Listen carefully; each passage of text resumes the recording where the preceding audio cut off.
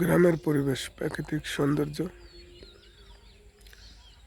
এখানে মাছ চাষ করা হয়েছে। কত সুন্দর না আল্লাহর সৃষ্টি।